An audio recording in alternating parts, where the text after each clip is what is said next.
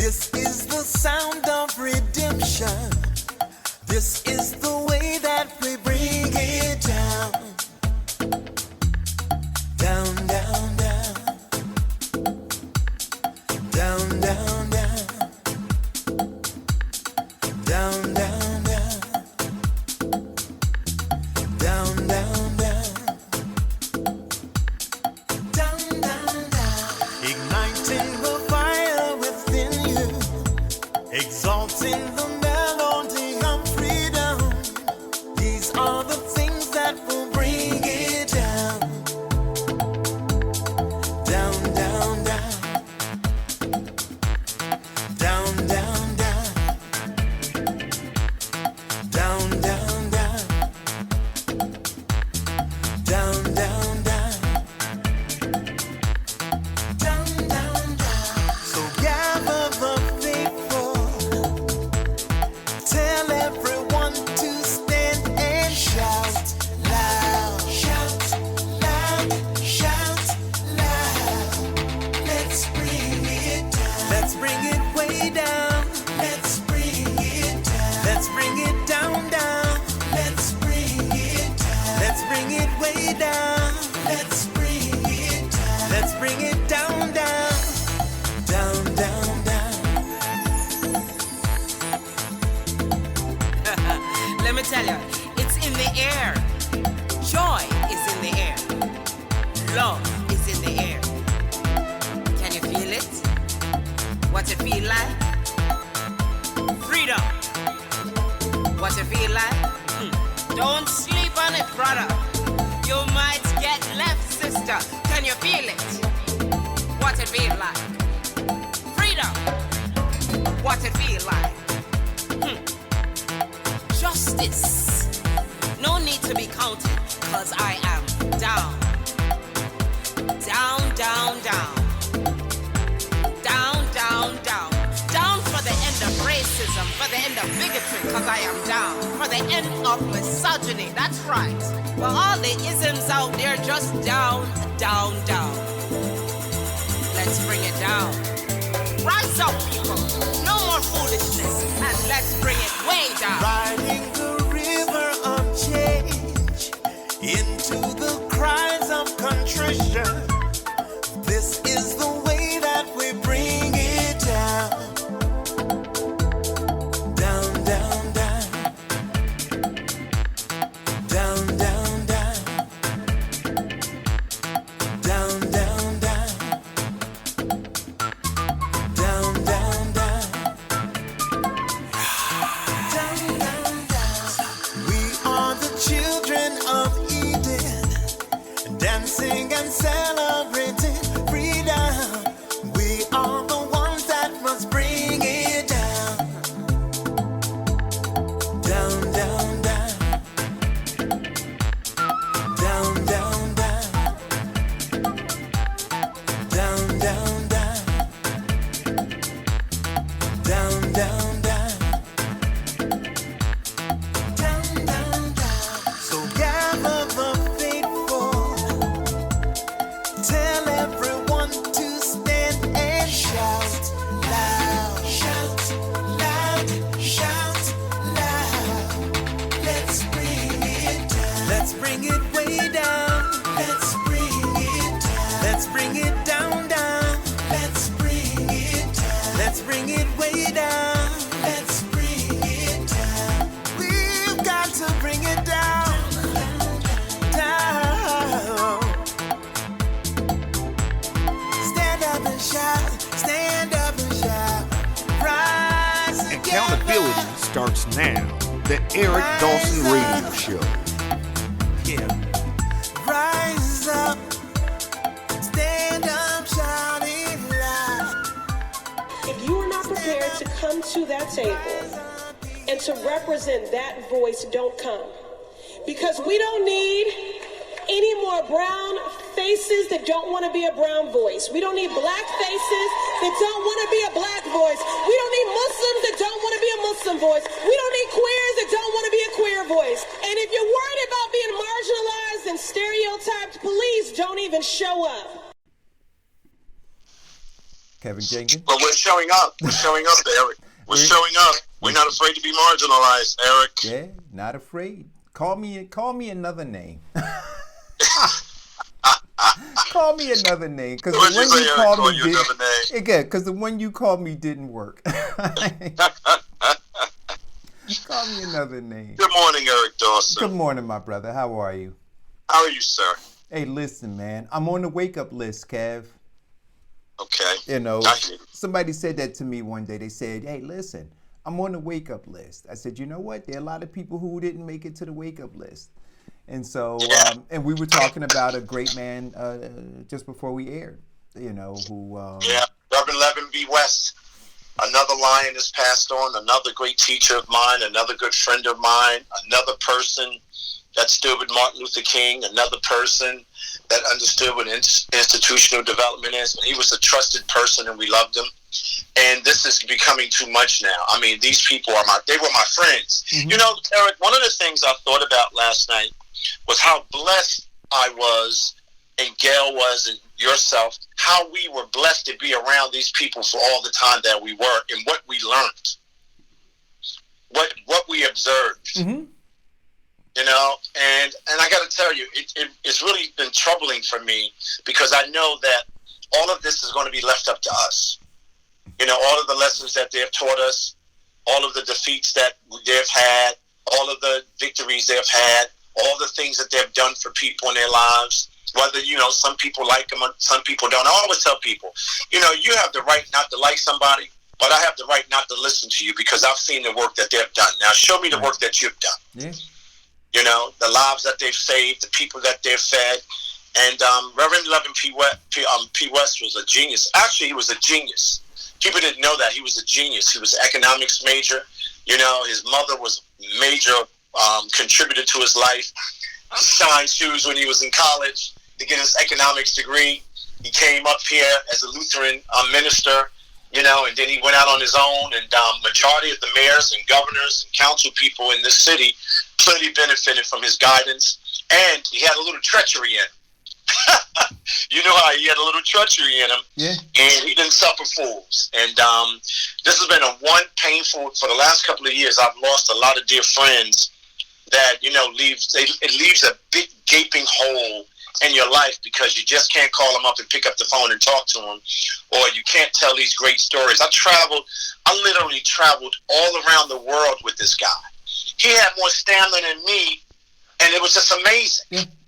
I mean, I'm not going to, all the places that we've gone, right, all the things that we planned, all the power that was in, he was the first guy that brought Chris Christie through Gail to New Jersey. He was the first guy that talked to Whitman. He was the first guy that talked to him. I mean, everybody had to talk to him, no matter if you were Republican or Democrat, independent.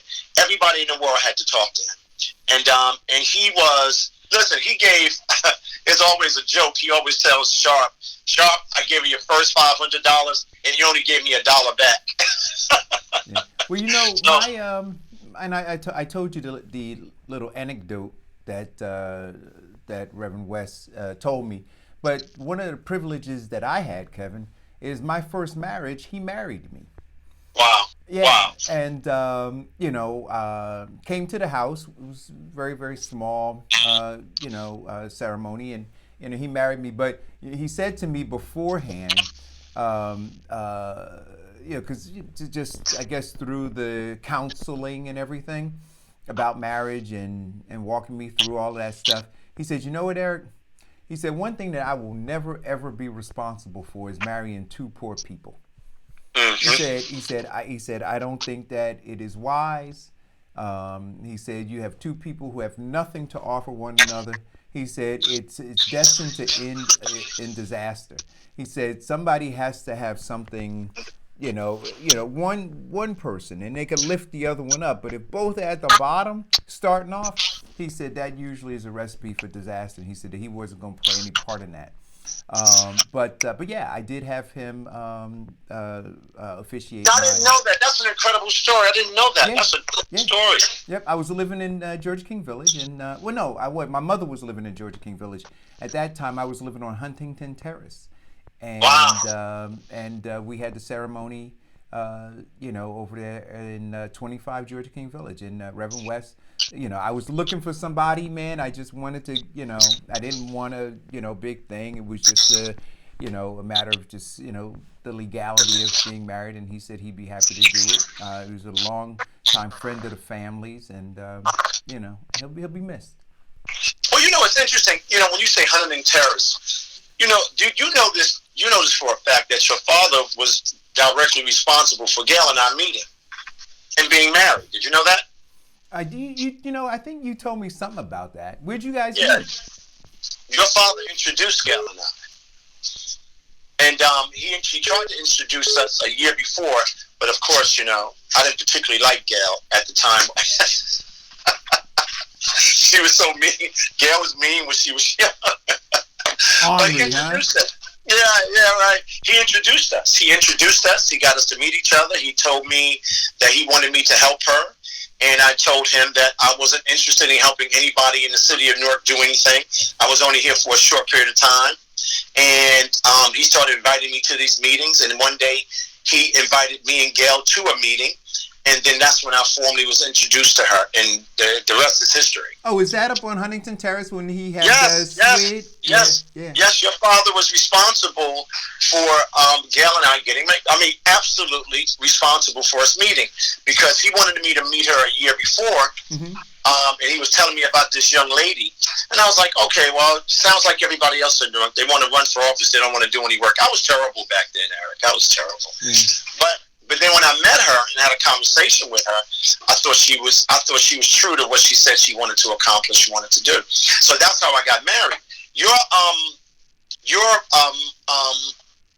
mother was in my wedding. His wife, Carl's wife, was in my wedding, mm-hmm. and your mother was friends to Gail all her life and knew her family.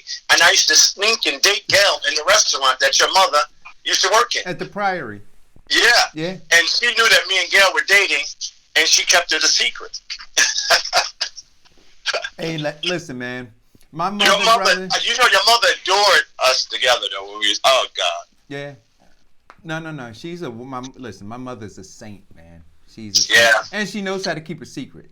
If you have to get something off your chest and you don't want anybody else to know it, man, you can go and tell her. She will keep a secret. I even think Rasul was in my wedding. Was he? I think so. Huh. Yeah.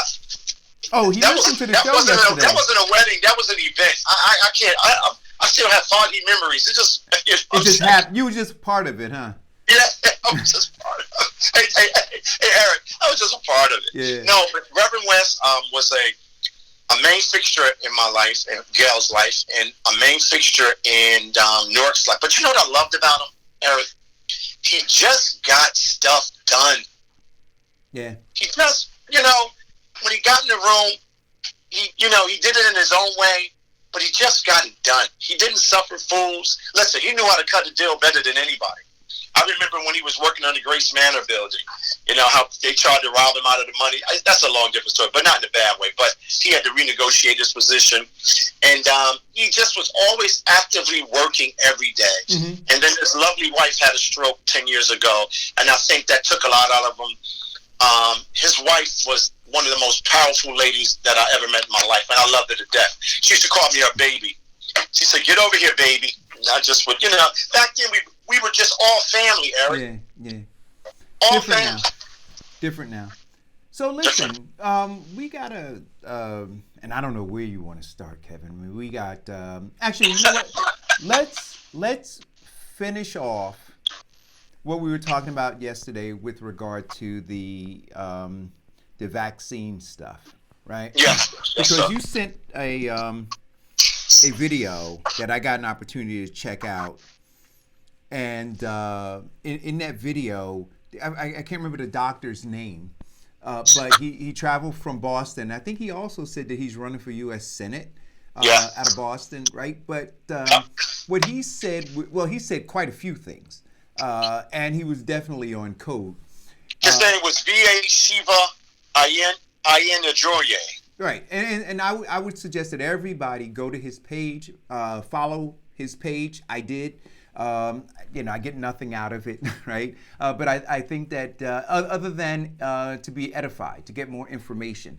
And I think that you guys can get more information. Here's a guy who seems to not be plugged into any special interest group, right? He is a MIT PhD, which is amazing. And all he said was this. He said, listen, if at the end of the day, lawmakers want to get this right, they need to bring the smartest minds to the table.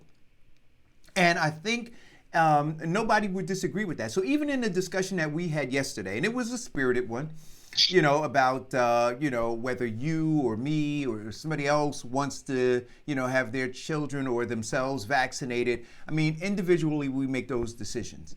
But what was at stake during this whole thing was that the government wanted to step in, and there's a belief, right, Kev, that it is based on their ungodly, if you will, relationship with special interests, that they wanted to shove this legislation down the throats of citizens.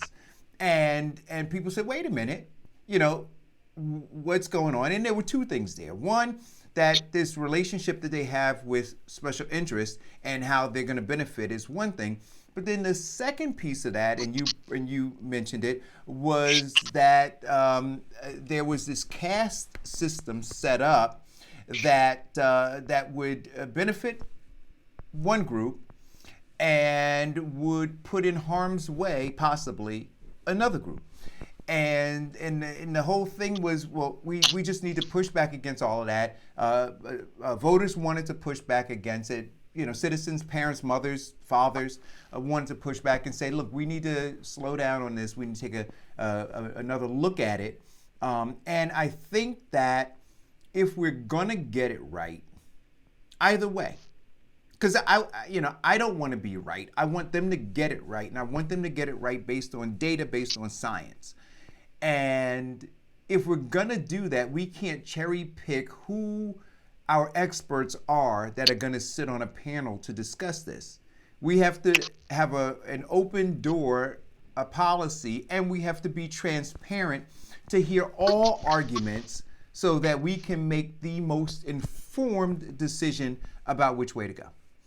I think your position is a very solid position. But here is the biggest issue for me, and it should be for all of you guys who are listening.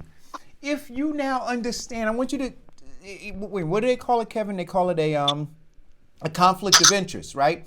So if you agree that all of your lawmakers, or the majority of your lawmakers, are funded by those people who will benefit from passing legislation forcing everybody to get vaccinated, right? So those vaccines cost money. There's an industry out there that produces the vaccine, that produces the needle, the syringe, all of those things. That all of those folks, all those lobbyists are working very, very hard and are in the ear of all of these lawmakers saying, do this. That's why we paid, that's why we wrote these big checks to you during your campaign, so that you would get in office and that you would push this through, come hell or high water. And so that's what they're doing. And understand that that's what's happening. And the only way to stop it. Now, what that doctor said was, he said the way to stop it is to work from the outside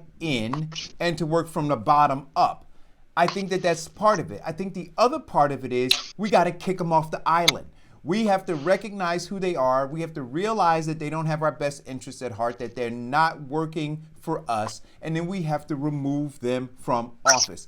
So just look at whose campaign is getting funded by these companies that stand to benefit from these laws, and then get rid of them. Because they're going to always fight against you. They're never going to fight in your best interest. And even when they seem to be fighting in your interest, it's just maximum sophisticated confusion, because they're looking for the next opportunity to work against you. They're looking to lull you to sleep. So they may give you 2 points over here, but on this side, they're taking 7 points away from you. And you're distracted at the 2 points that you got, and you're not realizing that they got their hands in your pocket again. So all of those things are at work right now, and please see it. Get involved. Well, Eric, this is a clear indication to me that everything we've been talking about this year about us not having a government is actually in real play here right now. These groups of people that are elected to the legislature, it seems to me that they're being appointed as opposed to being elected. It seems to me that they don't believe that their responsibility is to listen to people at all, and that these people that are appointed, because that's what it seems like, instead of being elected, believe that they can speak for us without having a conversation with us, without understanding what our fears are, without understanding what our concerns are. And even though over the years, me and your lifetime, we understand that special interest has always played a role in any form of government, but now special interest actually owns our government. And let me tell you about the hubris. Let me tell you about the disrespect. I think that doctor laid out a footprint for how we organize around an initiative that is dear to his heart and dear to all of those people's hearts. I think he even balanced out the scientific discussion. If you're going to have one group of scientists in the room, have all the other groups. But it got down to this one point, the hubris of it all. The people that are in Trenton right now, except for a few, don't give a heck about us. And you are right. And until we blow that place up, and until we replace those people, I gotta say, every day they're going to work against us. Every day they're going to push us into the ocean. Every day they're going to strangle our voice. And one of the things that I'm hopeful is because of this movement around this issue and the movement around this other revolutionary movement that's happening in the country that's connected to Bernie Sanders or AOC, that it'll catch fire. That it'll catch fire, because I want everybody to know no one's looking out for you. No one's focused on you. No one believes or thinks you even should survive. And here goes the other part. I think it's the fourth part. All of these guys are so super rich because they lived off the dole, because they measured your pain for their gain, that they don't even care anymore what happens, because they've got all the money now. They padded their pockets. They have their pensions. They don't care about people anymore. They don't care about your children anymore. They don't care about the quality of your air anymore. And what they do every week, they put some of these bills up. They make these mundane statements. They come to you and they tell you everything's getting better, when you know in your gut you have a problem. When you know in your gut you can't feed yourself. When you know in your gut your salary's been stagnant for 6 or 7 years, but they're going to march and praise and say we're going to give you $15, but you won't get it for $2. What I learned in this week, what I've learned this week is we truly don't have a government, but we are to the point now that we don't care about ourselves enough to fight back. And that group gave me some hope. That one group gave me some hope, because the way they did it, and they're going to continue to push back. But here's the real horror of it all, Eric Dawson. Do you know, yesterday, they put the bill back up with the same language? That is contemptuous. That is contemptuous. They spit in the face of moms. They spit in the face of children. They spit in the face of the fathers and families. They say, you don't matter. But let's be clear, Kevin. Listening to that doctor, there were a lot of people who were part of that movement yesterday who were not from New Jersey. Let us be clear about what I'm saying to you. So when the lawmakers looked at who was outside, they didn't count enough voters that would vote against them amongst that crowd of people. So they weren't moved by that. So when you have a group of people who are coming in from Boston because they care, people coming in from all across the country because they care, I say kudos to them for doing that and coming in and trying to light the fire.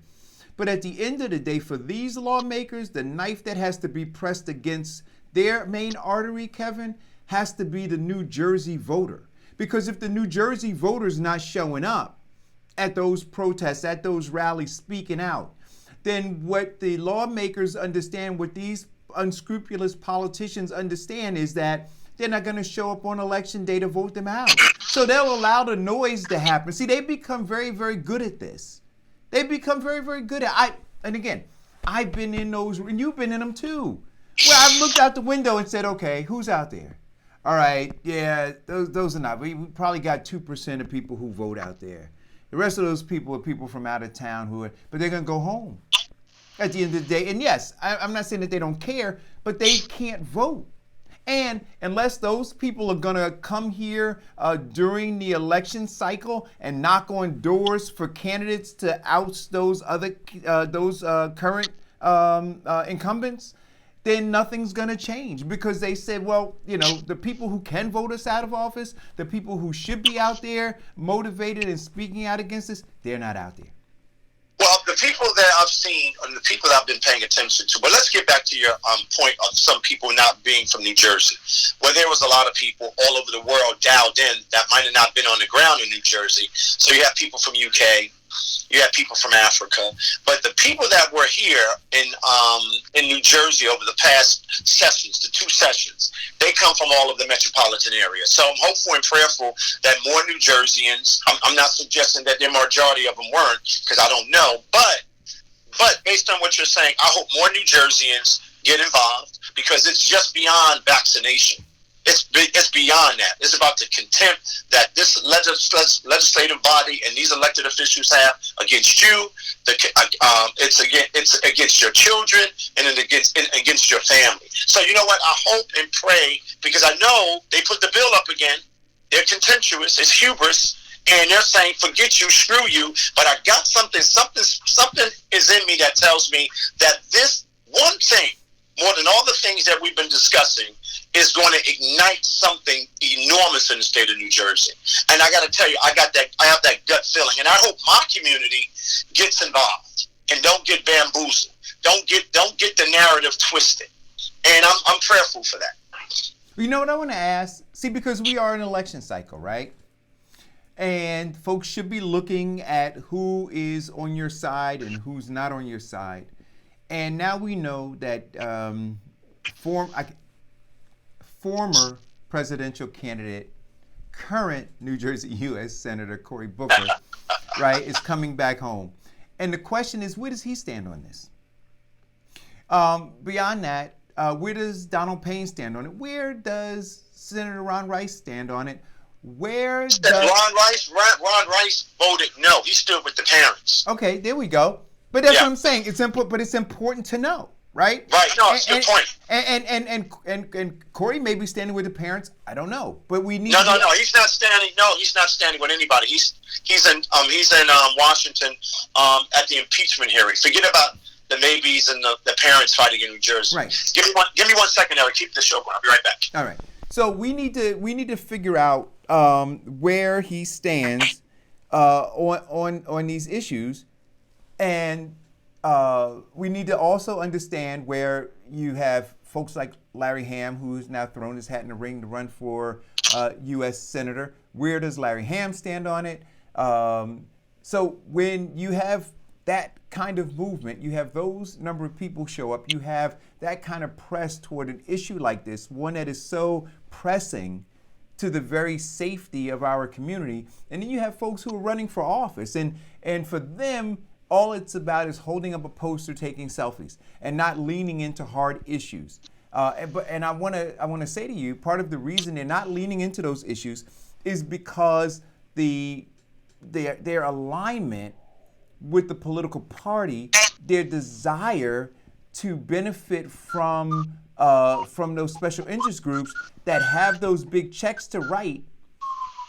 Those folks want to make sure that they don't alienate them. That's why they're not speaking about it, right? So when Ayanna Pressley says again, no more faces that look like us, whether they're black or brown, or whether you're talking about LGBTQ, whether you're talking about parents, whatever the face is, they have to be representative of us, of the greater collective. Otherwise, we don't need you there.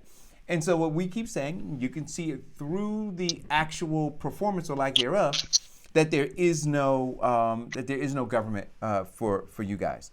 So that's one of the things that I want to talk about until Kevin gets back, and I hope he can catch up with me when he comes back. And I told you guys that I was going to talk about the debate last night. I don't know how many of you saw it. And maybe Diane or Kevin, when you get back, if you could look in the feed and see if people can weigh in. 'Cause one of the things that I want to know is what your thoughts were about the debate. On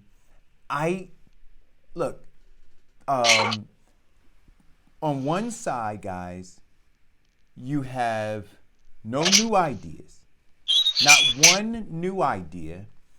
And on the other side, you have a plethora of ideas to choose from.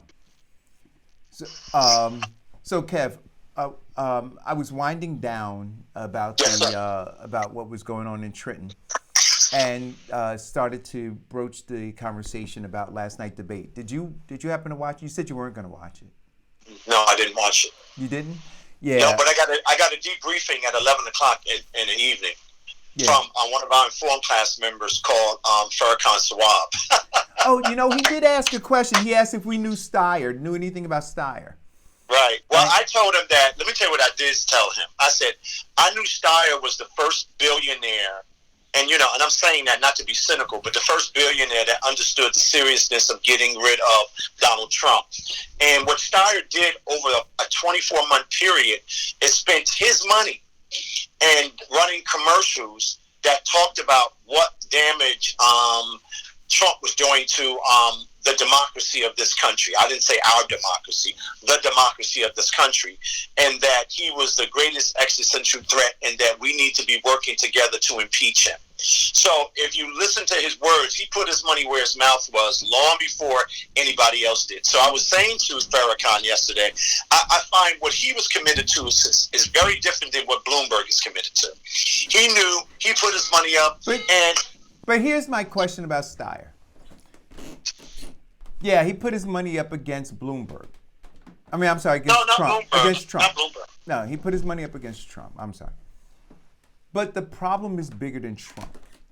And so if Steyer's not talking about the bigger issue, and I understand that his concern is climate change. That is central to his campaign. But if he's not talking about the bigger issue of this broken system, and if he's not running ads against all of them, everybody in the Republican Party, in the Democratic Party, if he's not running ads that simply says that the system is broken, not that Donald Trump is an existential threat and needs to be removed, but if he's not taking his millions of dollars that he's spending laser focused on Donald Trump, I say that he's participating in maximum sophisticated confusion. Because Donald Trump goes, we have the same system. Well, no, let me back up. Let me retract. I was saying that this is how I know who he is. Oh, no. But he is doing exactly. I haven't watched him, but I get your point. Right. But I haven't watched him on the stage, so I can't suggest that everything that comes out. I'm talking about me.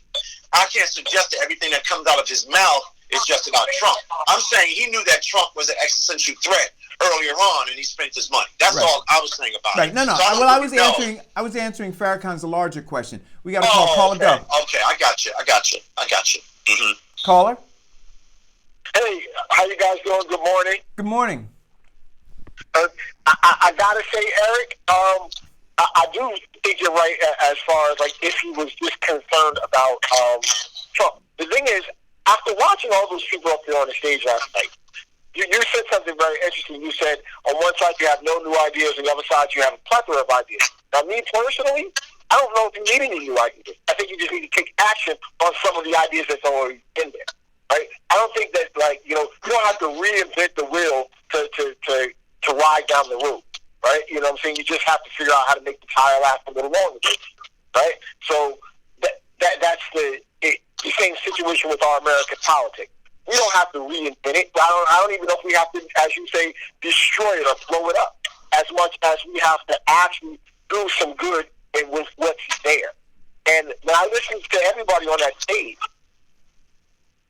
Steyer, for me, became the only one even remotely talking close to what we talk about on this show. Right? Here's a man that, like you, is for term limits, open and straight up.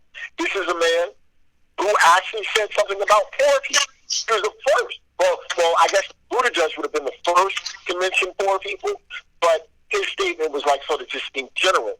Whereas Steyer, when he spoke, he said, listen, it doesn't matter if how did he put it? I don't want to misquote him, but he was talking about the educational system of the country, right? Mm-hmm. And he said, what does it matter if you say you're going to improve education, but you're going to fund it by the money based in somebody's community? So if you're in a poor community, you're going to still end up with the poor education. He actually said that. He said, listen, we got to level that. We got to make sure that poor people get the same education that rich people get. He said that. Bernie Sanders didn't say it.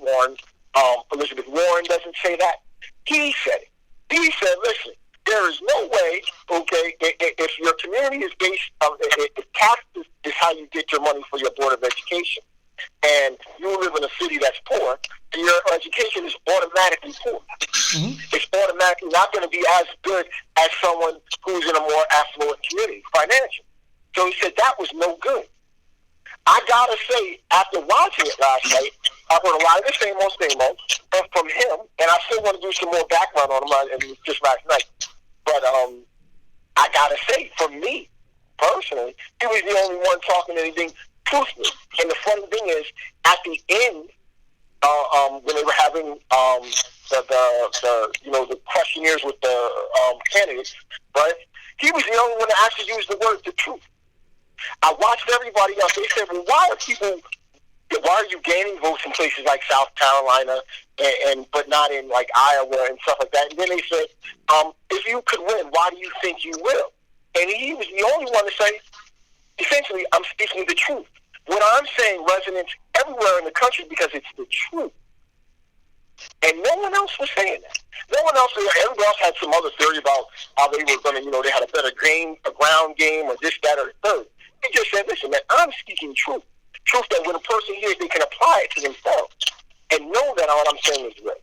So I got to say, for me, Steyer last night was a shining star. I listened to all the frivolousness that came afterwards. They were talking about Bernie Sanders and Elizabeth Warren, and that foolishness going on with the two of them. They were talking about Biden and his, Kev, I know last night I asked you about the Joe Biden thing when he said that he couldn't afford health care for his children, right? Now, I just want to say this to you, okay? In 1972, as a freshman senator, he was 73 technically, right? But his wife died in 72. He was a congressman, I believe. Right, he was congressman, senator, whatever. It was $42,000 is what he was getting paid. Do you know what the median income of an American was in 1972? What was it? $8,020 for a man. Do you know what it was for a woman? How much? $2,800. Now, you tell me a man that made 5 times the median income couldn't afford child care in 1972, where, understand now, a woman who generally does most daycares, right, and so forth, was only getting paid $2,800 a year. He made how many times that? Almost 20 times that. 20 times, yeah. 20 times. You'll feel like 15, 16 times that, right? So that's just a bold-faced lie, right? For him to say something like that. And then here's the sad part. The media, right, they gave him props for that. They kept saying, oh, that was a great thing that he said. But I noticed, and if you guys have ever watched CNN, Anderson Cooper, after all of the debate, used to do something called keeping them honest, right? And he would fact-check everything. There was no fact-checking last night about anything said on that stage. So there was no segment of, we did this research, and so forth. None. So that tells you what you're really looking at. Let me address some of the things that you talked about, right? So, I like Steyer. My concern about him are twofold. One, like I said before you called in, he is taking his money and he is focusing it on a symptom of the disease and not the cure and not the disease itself. So Donald Trump is a symptom of the disease. So you have a billionaire who has the wherewithal to focus on the disease, but he's choosing, as Kevin said, he put all his money out for the last couple of years in these commercials telling people the symptom. Donald Trump, Donald Trump, Donald Trump. But we keep saying on this show, Donald Trump's not our problem. Not our problem. So when Steyer is but let me finish. No, you can't. But you can't do that. No. But you can't. I literally sat here. Let me finish. Let me finish. Let me finish. So you can't focus just on the symptom, because the cancer, which is the Democratic and Republican Party, still exists. And so you have to blow it up. You have to inject chemotherapy or radiation. You have to explode it. And that's not what I saw him doing. Now, with regard to his comments about poorer communities and the connection between low performing schools, schools that don't have resources, and affluent communities, and those schools have more resources, I think he's dead on with that. But again, all of those things are symptoms to a disease. And we have to, so I'm not saying that you don't talk about the symptom, but you have to talk about the disease. Otherwise, if you're not blowing up, if you're not removing, Farrakhan, all of the people who are continuously upholding these policies, that's where it all comes from. It comes from the nucleus of this thing. Okay, I got you, E. But what I'm saying to you is, if I was to go by what you just said, okay, that there's the symptom of the disease and then there's the disease itself, okay, but I think from the way you usually even describe your own personal situation, they had to go and cut those tumors out. They had to get all the tumors out and anything that was cancerous out of you, and then they could deal with the healing of it. Right. So what he's saying is, let me get number one cancer out right now, the president who is pushing this illness even worse. No, see, and then after that, you can begin to do the other things. Because there's going to be 20 other people that got to go, right? We understand that anybody that may have been supporting Donald Trump might have to go. Right? No. So what he's saying is, well, first let's get their leader out, right? Let's get the biggest tumor out first. Right? And the biggest tumor will always be the president. If the president no. I think that you got it all wrong. I don't think that he is the biggest tumor. I think that that is that it metastasized to the White House. That the cancer, right, or whatever the disease is you want to call it, in this instance, metastasized to the White House. Now, you can look and say, you know what? Yeah, we see this big thing now. So let me stay with my example for a second. So when the symptoms of my cancer were evident, so I dropped 50 pounds, right? And they were looking and saying, okay, we have to treat that. You, Eric, you have to start consuming more calories. And so then they gave me people, nutritionists and dietitians and all that kind of stuff. And they were looking at how to try to get me to a 3,800 calorie a day diet in order to gain my weight back. But at the same time, there was this tumor that was still growing inside of my stomach. So they were working on dealing with that. And I'm saying to you, Farrakhan, that as far as, and we're just talking about Steyer right now, I'm saying that Steyer's, for the last year and a half, his focus was on, to me, the wrong thing. The focus should have been on, because now look at it. Look at what's happening in terms of the disease. When we all know that Donald Trump has participated in nefarious and illegal things. But look at who's around him. Look at McConnell, look at Lindsey Graham. So look at that entire Senate and look at what it's festering.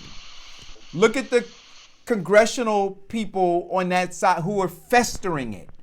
Look at it all. So it's not Donald Trump, because those people will still be there if you're not pushing. And so what I'm saying is this. Yeah, what he's saying is but not check it out. Hear hear you, but just check this out. Please not lose my thought, and I'll let you go right back to it. Okay. But I think, now this is maybe we're going to have a fundamental difference. I think the White House was always where the actual disease was. Okay, and then what ended up happening is once the tumor in the White House got big enough, it could metastasize to the Senate. So now they can see, because understand, before the White House's tumor got so big in Donald Trump, it didn't do anything. Right? All those other little the Senates, the McConnells and all of them, they did the bare minimum when it came to destroying us. They were still destroying us. Okay, we were still always sick. We were always still hurt. But once that center tumor, that main tumor that started it all, got big enough that it metastasized everywhere, then they all start popping up. And they all just say effort. Now I'm going to disagree with you again. Let's just go and kill it. Right, but I'm going to disagree with you again. I'm going to say, see, because we got to go back, right? We got to look at policies. So Citizens United, right? Other policies that that fed this disease, and we can even go back before that. But it's not, see, this is just a manifestation. Going back to the Constitution of the United States of America. Yes, that's what I'm saying to you. So we can, right, there lies my... Right, and the very beginning, it starts with those people in the White House. No. Right? Let me say something. Let me say something. I think we're a little different on it. But in the end, we know one thing. There's a huge disease, and a lot of stuff got to get cut out. Right. Simple and plain. Right? And that's it. I agree with that. I agree with that. I don't think there's anything. I would just like to say, as to the people of the show, let's start taking a look at some other candidates. Right? They have us blinded looking at 3 candidates in particular. Right? They got us looking at Joe Biden, same old Joe. Right? They got us looking at Bernie Sanders. I'm sorry, Farrakhan. You have to call Joe Biden Jim Crow Biden. That's his name. We can call him Jim Crow Joe. You know what I'm saying? Like, there's plenty of names I can think. I can get like something. I like that, Jim Crow Joe. Like with Eagle. Right? So, like, all of that is just a fact. So, but what I'm saying is, again, I watched CNN last night give a presentation of these candidates in a very jaded manner, right? In a very specific manner to push and gravitate people towards the same old same. Well, the thing that I find interesting about this Trump narrative, I really don't listen to it. I know it's all about maximum sophisticated confusion. I dare say this: if Trump is not the president, the next political cycle, all of these industries are going to die. I mean, before Trump became president, a lot of them were firing their staff, closing up shop, shrinking their footprint on TV. Trump has been good for their business. Yeah. He's been driving the media business at a whole nother level. Yeah. And I find that funny. So everybody wants him to go, but I always want us to laugh when as we pay attention, what's going to happen. Oh, listen, Rachel Maddow will slit her throat if he is not in office. Listen, Steve Colbert, all of them will slit their throat. SNL, not so much SNL. They took a hard left and they messed up. But the rest of these guys, man, they're feasting off of him. But listen, let me say this to you, Farrakhan, and it's important how I phrase it. I recognize that the only way to change things, the only way to get transformative change is that there has to be a groundswell. There has to be a movement.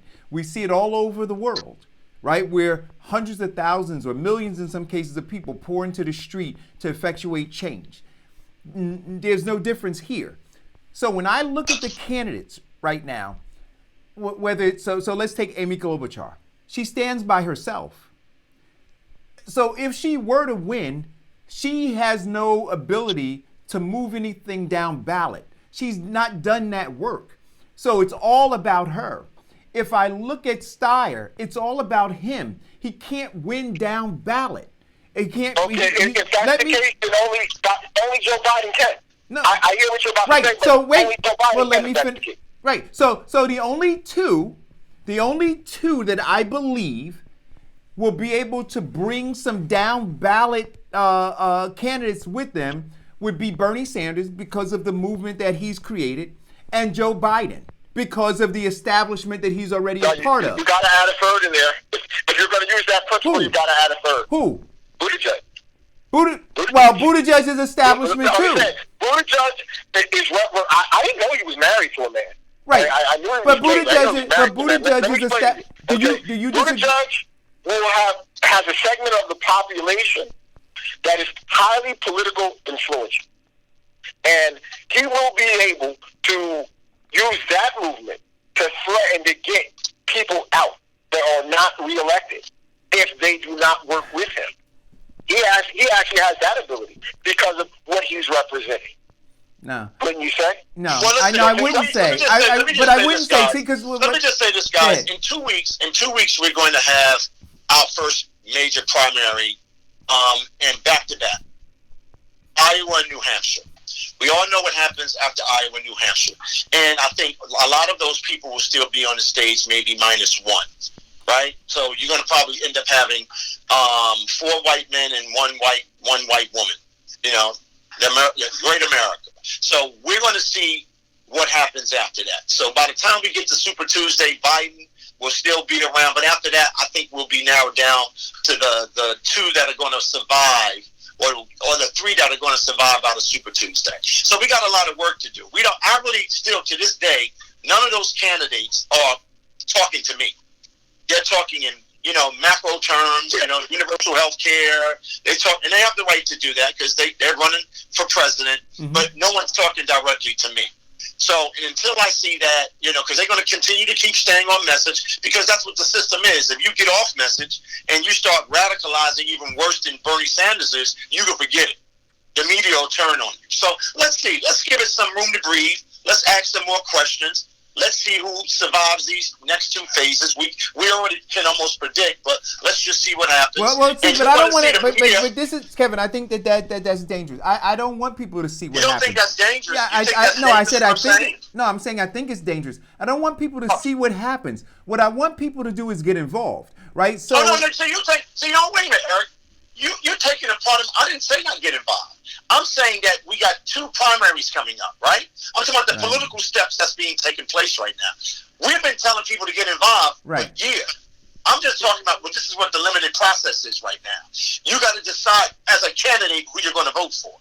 I'm talking about the candidate process. Right. The process of identifying who's going to be what. That's what I'm talking about. Oh, okay. I'm not trying to get. I'm not trying to not tell them not to get involved. So what I hope, because you're right, there are people. If you believe that at that level they're not speaking directly to you, then here becomes my question: is your congressman speaking directly to you? Is your senator speaking directly to you? Is your mayor speaking directly to you? Are your assembly folks speaking directly to you? See, because those are where you can effectuate change. So if you push it up.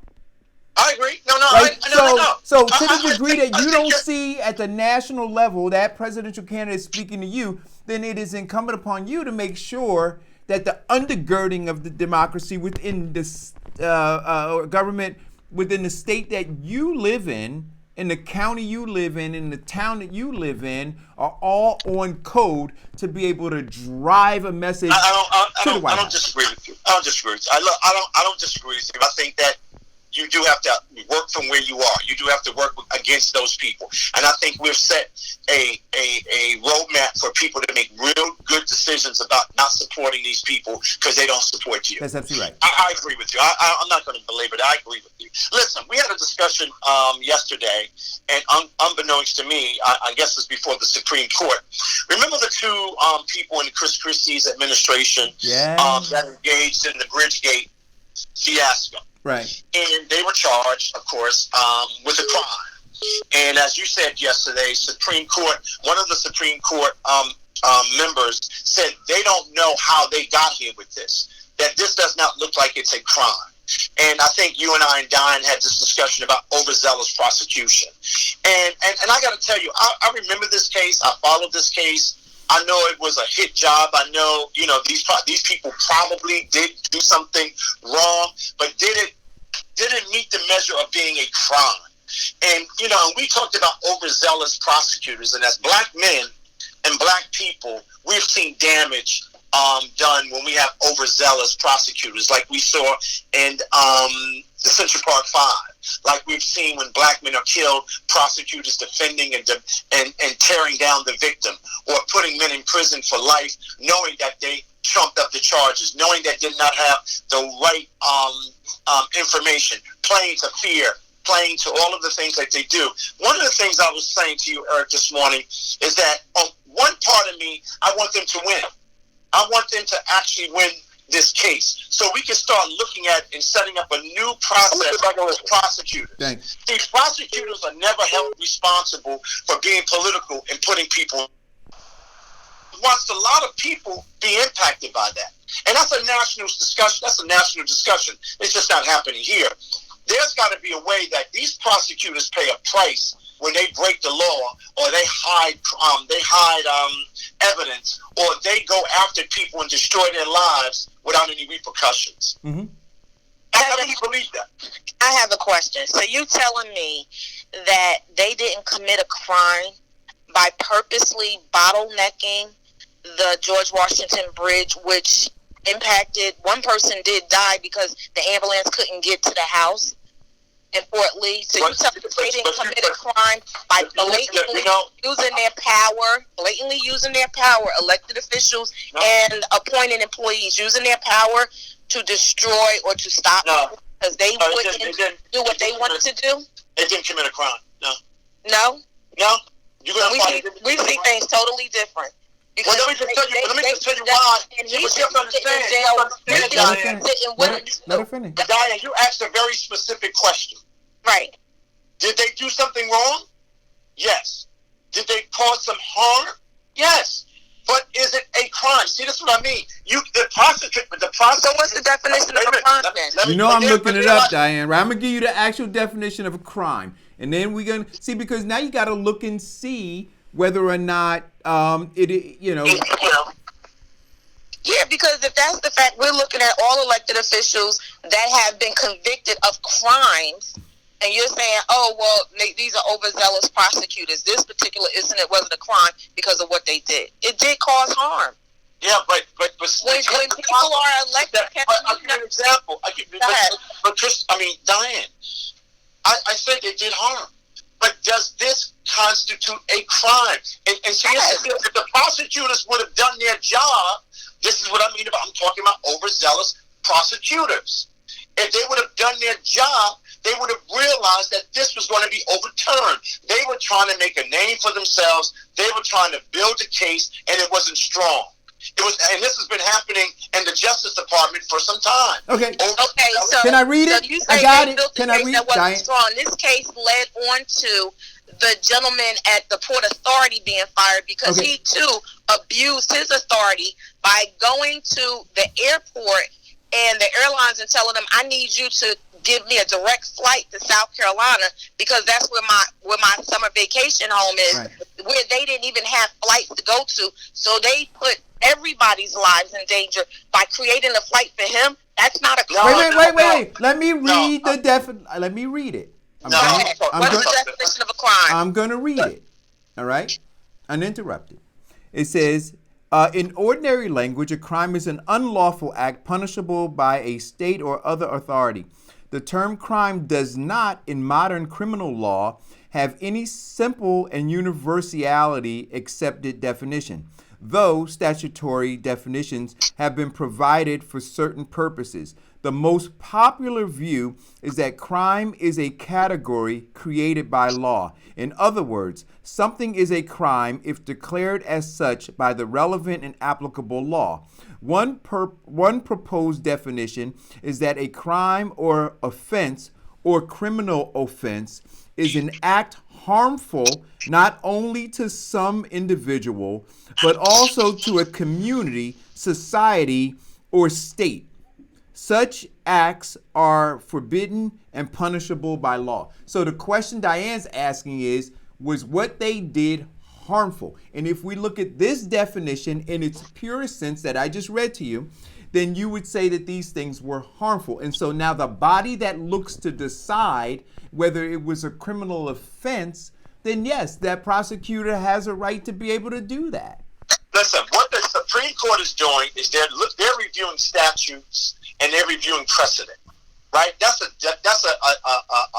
definition of crime. But they're looking at statutes, they're looking at precedent, they're looking at so many different things we're not looking at. What I'm saying to you is this.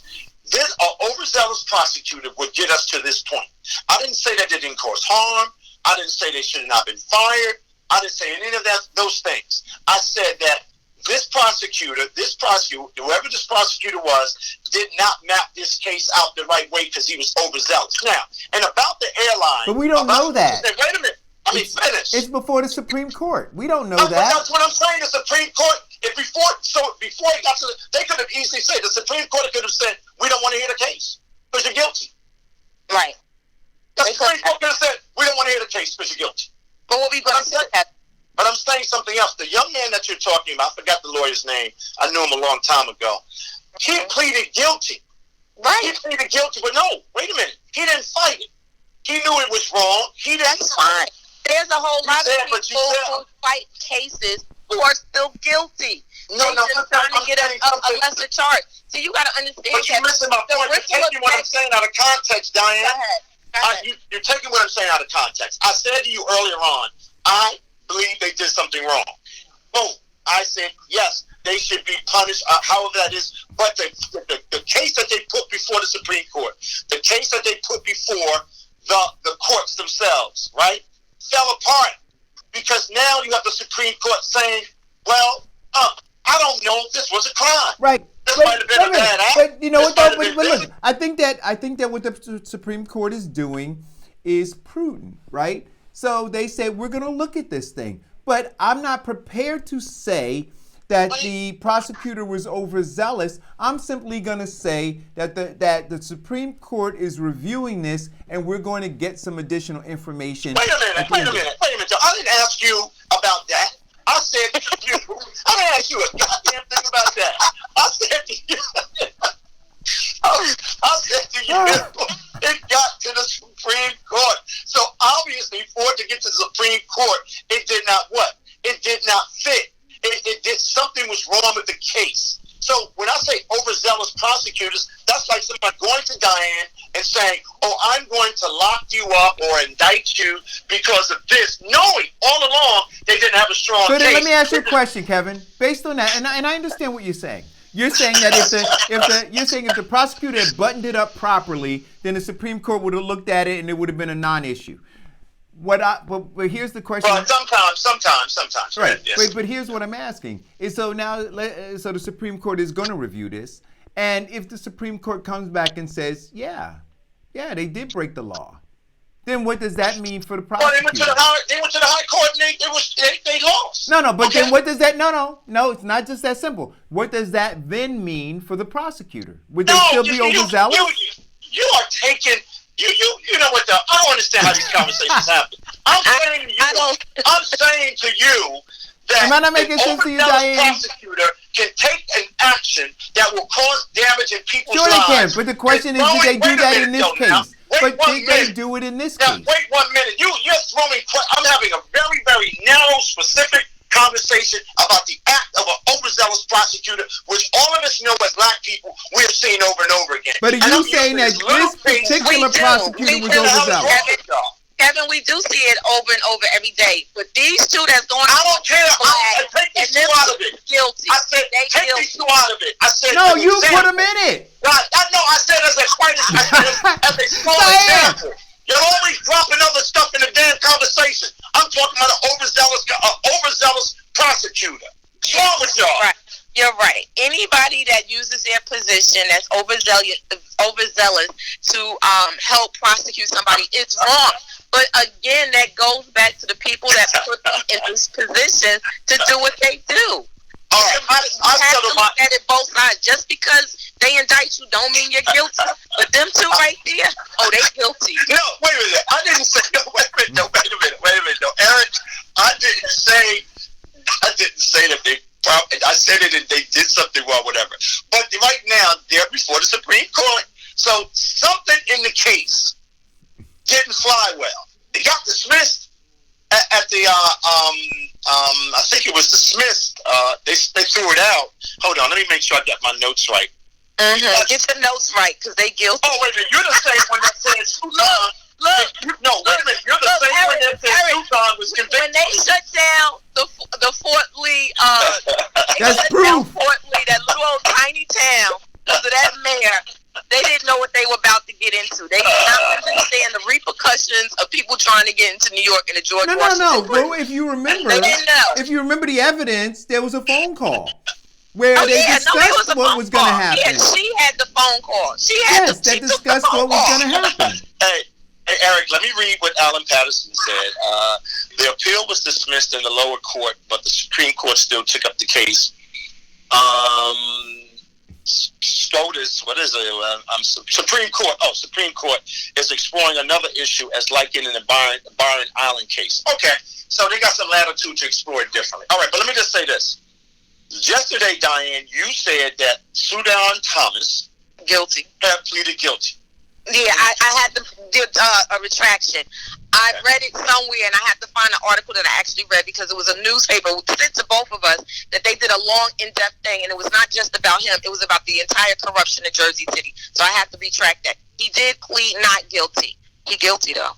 Okay. Well, now, Eric, when I was really... well, that's okay. You know what, though, Diane? That's okay. Look, I read the information that the federal court pulled up. Oh, you writing checks to yourself and having them pass through your organization? Oh, you guilty. Well, you know. So wait a minute. So here's the deal. Right? We have to say on this show, because our opinions. Right. We have to say now we have to start using alleged. Right. Well, but here's the question: if they have the check, he didn't allegedly write the check. If there's a check, right? Yeah, it was a check that was filtered from the organization at JETP, whatever the initials are. It was sent through there. It was given to an individual. This is just one instance. It was given to an individual, and the individual then deposited into his nonprofit organization. That's just one instance. They list several different instances on how money went from one place from there, and they tracked it back to his organization or tracked it back to his landlord or tracked it back to his travel expenses. Well, let me tell you what you're going to find out. What's that? What's going to end up happening? Mm-hmm. We don't see all of these places had boards of directors that he worked at. You're going to find out that he was given approval. Right now, this is what you're going to see. This is what you don't hear. See, this is what I mean about packing the case early, defining who the person's character is early. We're probably going to find out that this board of directors probably gave him permission to do every one of those things. Okay, so I'm going to say as a previous board director, there are many board directors that I've sat with that don't have a clue to the day-to-day operations. And many boards do not know the day-to-day operations or checks that are written because the checks are written from the president or organization. They're not written from the board. They're not written or approved by you said on a number of boards. I said on a number of boards also. Let's get back to what now you know that. Now you know about boards. You got boards that are very active boards that are part of the day-to-day operations, and you got boards that are just advisory boards that have nothing to do with day-to-day operations. And then within those boards, but Diane, and even within those boards, the way they're structured, right? You have committees. Yes. Right. Yeah. So, you have committees. I might not be on that committee. Right. So I may not know what's going on. Well, it depends on what the bylaws say. Right. And the other thing is, the committee person could be in cahoots with the person that they approve in the check for. Diane. But listen, guys. See, I think that's where we're going to find it. You want everybody to be innocent. No. I've been reading about overzealous prosecutors, especially in the South. And I've seen the damage that they do. And I have seen people get set up, even in the press, even in the media. I see how, because if you really want to convince me that you're not overzealous and you got a good case, go after the people we know are breaking the law and carrying brown paper bags every day. They're not doing it. I am suspect of all of that. Even if I like you or not like you. Well, Kevin, the easiest way to get to the top, the head honcho, or try to get to him, is the low-hanging fruit. Well, so I think overzealous is overzealous. But I think but you know what, though? But we have to conclude this, right? So at the end of the day, it's all political, right? And I think that what Diane said is important, that the way that you get around the politics of it is that you have the AG be an elected position. Isn't that what you suggested yesterday, Diane?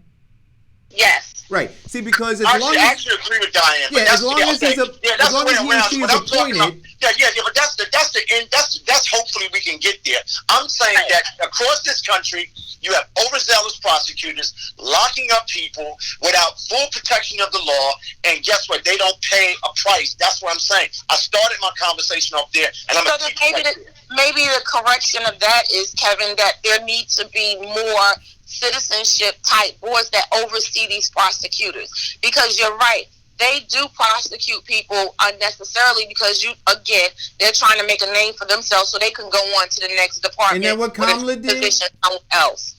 Isn't that what Kamala did in California? That's what Kamala Harris did. Yeah. And that's why she's not going to be the president, because people realize what she did. Yeah. And she had no remorse for what she did. You know why? Because there's no price. It's like this. If an officer sets up a human being, locks that human being up, and all of a sudden, when that officer is found guilty of something, he's fired, he pays a price, right? When a prosecutor does something, right, they're not fired. They just go on about their lives. To your point, Kevin, not only did she not have any remorse, she thought she should have been elevated to the White House. I mean, you're right about that. Right? You're right about that. You know. You're right. All I'm just saying, though, that has been something I've been watching, especially in Mississippi and Alabama and Atlanta and some of these, like Virginia. You know, these prosecutors get together with these police officers, get together with the system, and they organize against you. And if you can't afford to fight them, you end up going to jail. 99% of the people in jail right now are in jail because of plea deals. Not because if they were innocent or guilty. They did not have the money to fight the system. And this is what I'm saying. This country, the country is built to dog the little guy and empower the rich guy.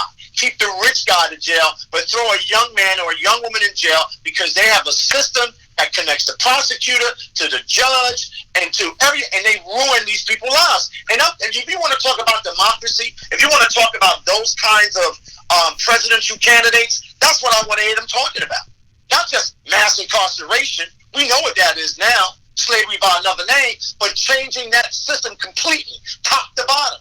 These prosecutors need to be held responsible. All right, so there were a couple other things that you guys sent, and I don't know the order that you want to talk about them. Oh, wait a minute, Diane, somebody put a comment in there about Bernie Sanders saying that Cardi B should consider running for political office, and I think she would be fantastic. Right, and Diane and I said I don't know about her, right? I don't know, but I'll pay more attention to her. How do you not know, Eric? Well, see, that goes to show you don't pay attention. This is the same person that we talked about that would drug and rob men. So Diane, even Kevin paid attention to Diane, that. no. So here's my question for you, right? Here's my question. And I'm not excusing that. And that's not what I was talking about, not knowing her and paying more attention. I do remember us having that conversation about that. There's a movie out about it, right? I think I saw part of it before I fell asleep. But the question is, do we allow room for true redemption?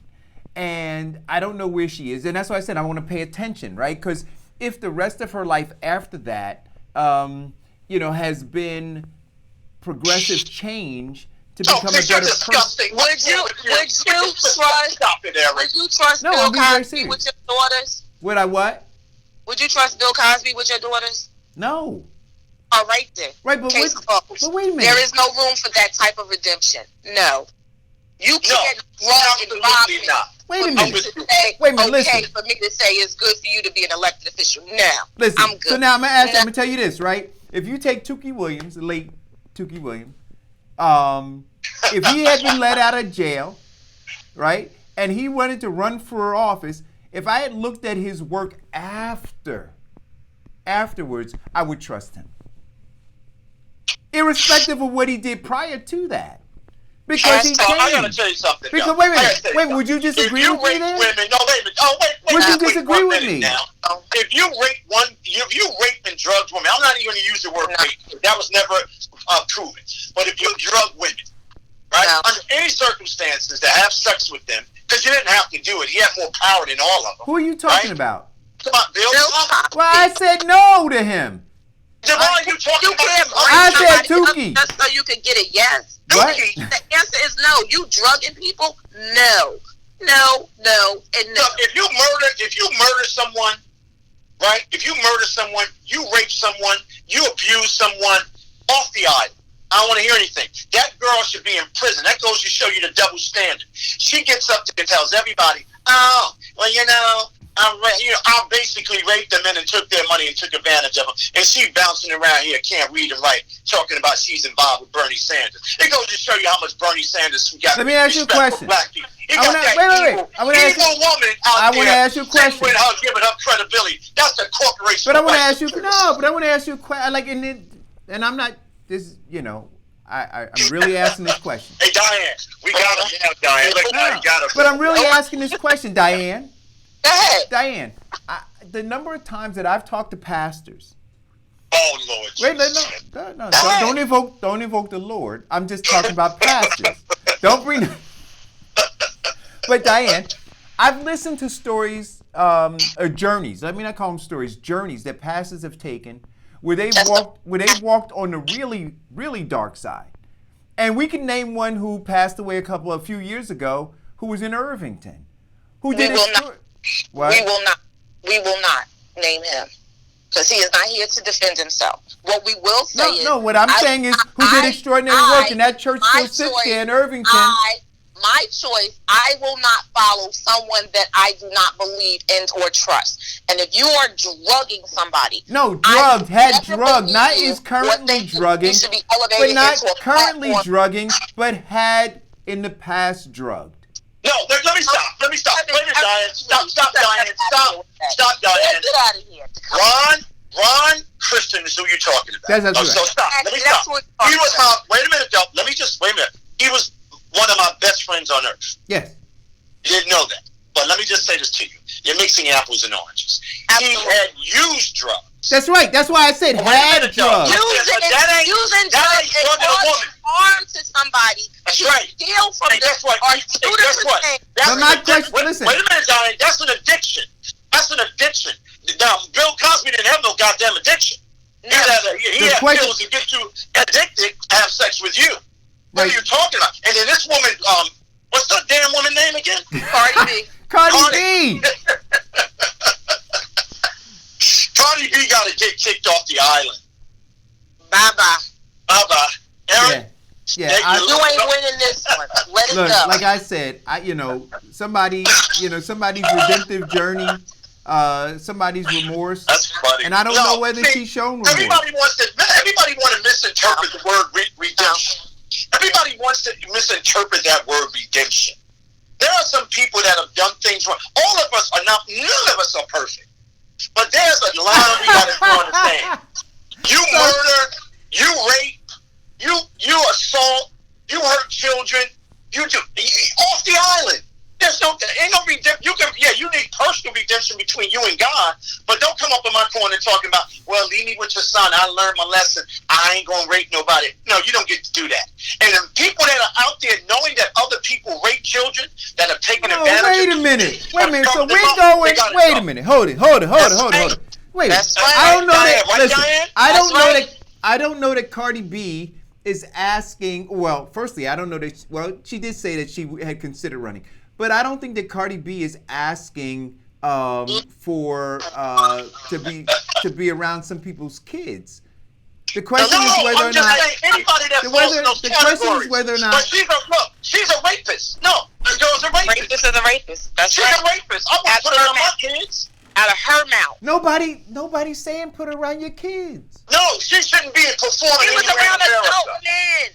So you could be possibly her next victim, Eric. You know you ain't get all your weight up yet. Eric is terrible. He might take you. Eric knows what you're saying is true. That Cardi B, how she sound like? She makes me sick to my stomach. So wait She a must have minute. been taking So some of the wait a minute. drugs. But I want to understand. I want to understand this. So do you say that Cardi B has no redemptive quality now because she Not by me. because she But I'm not the previously judge raped and somebody? jury, That but she I has know no that not she by me. literally has no redemptive quality for the rest of her life because she raped somebody. Is that what we're saying? How do you trust somebody? No, who but has I asked a very No, let's answer the question. Let's answer the question. Answer the Because question. that speaks to her integrity. No. You rape a child. You have sex with young girls. You rape a child. You assault a woman. So she has nothing good to offer. Yeah. So she has nothing. He is offering it. That's between you and your God. So she has nothing good to offer society. Nope. I guess, For the rest of her I guess life. she does. Nope. I guess she You does. tell me, based on what you see, what she's offered that has been good No, to no, I'm society. asking you a I know question. she does. Listen, She I believe. She has Yes, walked Listen, like it's hot. She has That's all. There you she go. has talked about being on the pole. She has talked about living a stripper life. She glorifies that. Tell me, what is it that she has personified? You know what? You know what? Diane. You know what she did? Let me tell you what she's doing. And this is what goes back to why I got beat up last week by Gail. They are normalizing sickness. Mm-hmm. It is becoming normal. She has contributed to something in society, showing how sick we are. All she has to do is shake her booty, put her finger in her mouth, and say, "I don't want that." Whatever she does, what about a finger in the mouth? disgusting. She's disgusting. She's a rapist. Anybody that, and guess what? Anybody that knows that she did it. See, this is the thing. Here are the people that are most insidious. Which I know goes people back in this to city- So Kevin, one wait. second. So let me Which ask you goes this question. back to R. I gotta Kelly. ask you a The question. people who knew, the people who stood around him, Those are the his ones. family, the handlers are disgusting. They're disgusting. All of them. So wait a minute. I gotta ask you a question. Oh, God. No. So I understand your ire. I understand your ire. I'm still questioning myself regarding these things. But now when we look at U.S. Senator Cory Booker, if you recall the article that came out about the fact that he continued to fondle a classmate, I believe she was, at Stanford, right? And they were unwanted advances. Right. Then do we put him in the same Oh category? no, that was all book. That was all. That's a planted story. You know what Just the trying to problem say, I is learned from with my Booker? experience. Oh, come on. Cory Booker would stand on top of the Statue of Liberty and say they put him up there and stole his clothes and he don't know how he got there, just to be seen and heard. He is one of those people. What is that saying that they say? The kid who cries wolf. He's going to really get himself in some trouble, and when he does, nobody's going to believe him and come to help him.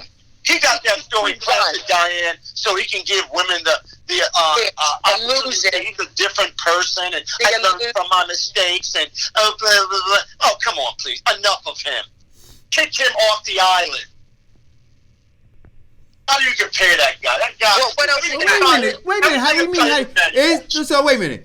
It said in the Washington Post, headline says, in 1992, Cory Booker wrote of groping a high school friend as they fumbled upon a bed and issued a call for sexual respect. I don't even know why you brought that up. It's all manufactured. You know why it was manufactured and why it didn't catch on the way it did is because it wasn't true. Because nobody believed he was following anybody. Exactly. Not no woman anymore. So wait a minute. So he says, after having my hand pushed away once, I reached my mark, he wrote. Our groping ended soon, and while no relationship ensued, a friendship did, you see.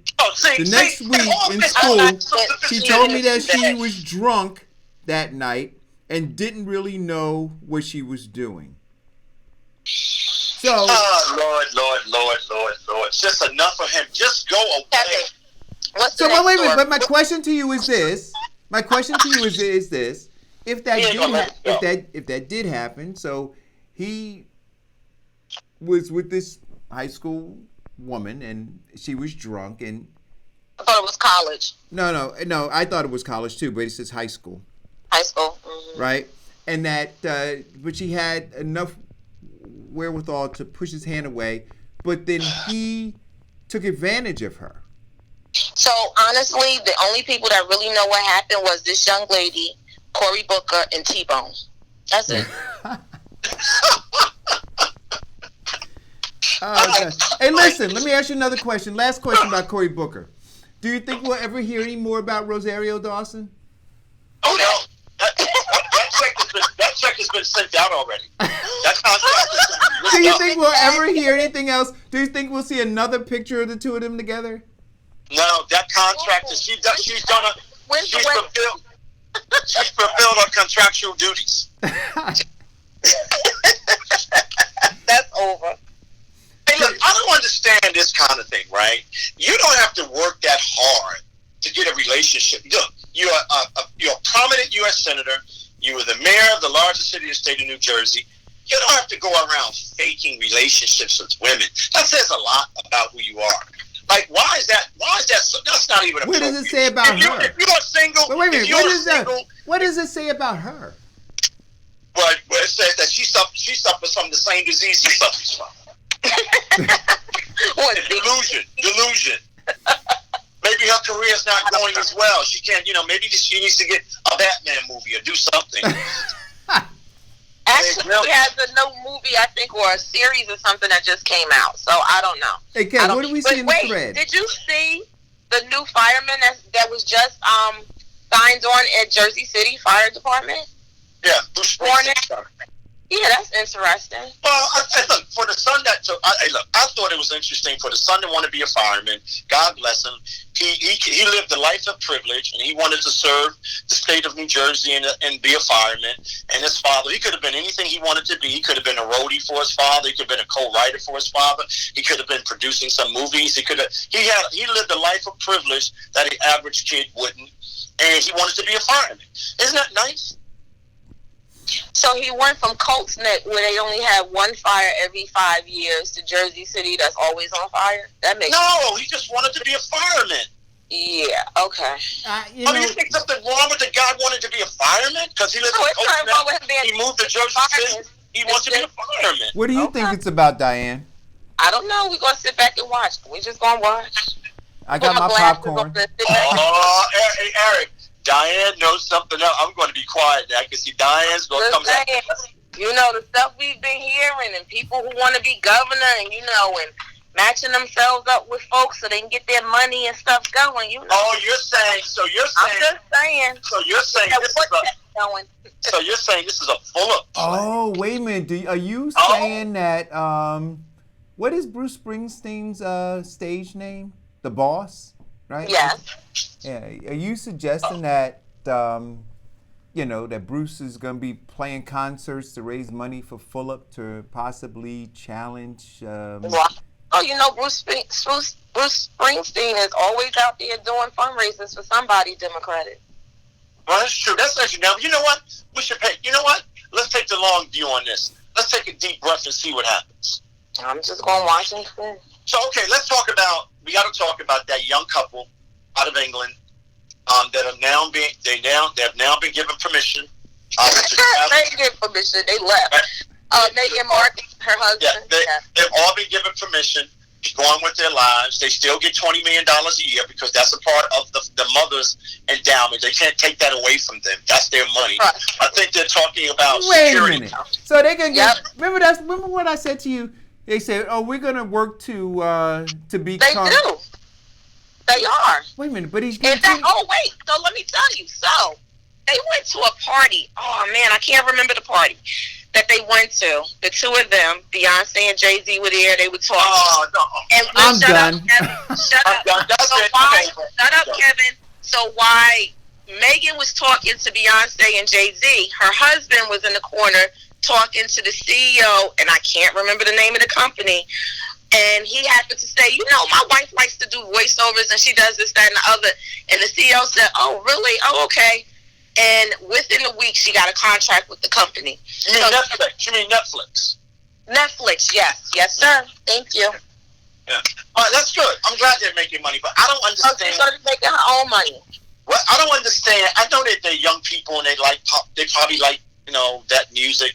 And I know, but I don't understand the Jay-Z thing. Jay-Z is just. Well, they happened to be invited to the same party. Okay. They were at the same party. They always got to have something. They always got to have an entertainer around. Yeah, I got you. Of course. Well, this has not changed. This has been the course of the years forever. There was you're right, sis. There was Patti LaBelle at a party. They were always at these parties. Entertainers have always been part of the limelight of politics because politicians use them. And those used to be the good old entertainers. I don't know what these entertainers are now. I don't know about that. But anyway, I'm very happy that it worked out for them. God bless them. Serena Williams, my sweetheart, my child. Yeah, she gave her winnings over to Australia. I didn't know she was Australian. Oh, that was awesome. That's maximum sophisticated. I'm talking about her winning. She hadn't won in a while. It's prepping up for all the tennis matches I'm going to go to this year, Eric. I love tennis. Yeah. So she's back winning. I don't care about her giving any money. It's maximum sophisticated. She's going to give just enough so she won't be taxed. That's all. I know that's right. Come on, girl. Stop playing. A nice write-off. Stop playing. But I love me some Serena and Venus. You know that. I've been watching them. Oh, that's why I said it. Yeah. You know what? You should be ashamed of yourself. I like them too. Listen, she gave the money away. Good for her. The tax portion of it. Oh, come on. So listen. Wait a minute. Today's the 15th. Yes. MLK Day is when? What's that? Martin Luther King Day is when? It's actually his birthday. Actually, it's today, I believe. His birthday. Oh. Yeah, but now let's stay on here. But it is Monday the 20th next week. The celebration. Well, let's stay there for a half a second. Because I want to.